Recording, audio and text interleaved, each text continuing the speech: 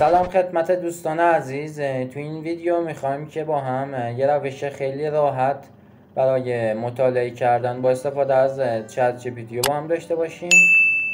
تا آخر ویدیو همراه باشید. خب اول از همه که شکنتون رو فعال میکنید. یه ویدیو برای تنظیم DNS شکن ساختم. این ویدیو نمایش داده میشه. ویدیوش کلا 2 دقیقه است. بعد از اینکه DNS رو فعال کردید وارد کروم میشید و سایت poe.com رو که تو ویدیوهای قبلی گفتم، این لینکش این بالا میاد، میرید تو این سایت همون چت جی پی تی ولی به صورت کاملا رایگان میتونید از چت جی پی تی با این سایت استفاده کنید. خب اینجا یک چت جدید میسازم. خب اینجا دیگه اون کتابی که میخوایم مطالعه کنید و اینجا سرچ میکنید. مثلا من می نویسم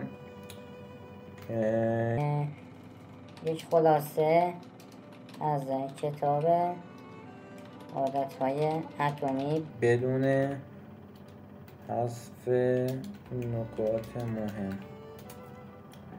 خب میبینید که این کتابی که ازش خواستم و داره برام خلاصه برداری میکنه و نکته های مهمش هم حذف نمیشه و با این روش میتونید روزانه 20 کتاب مقاله های مهم که وقت ندارید کامل بخونید و به طور خلاصه شده بخونید.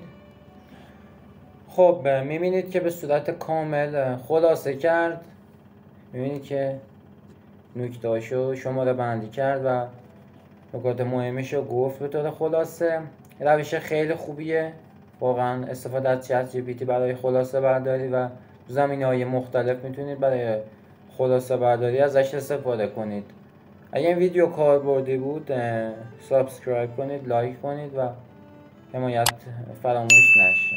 تا ویدیوی بعدی، خدا نگهدار.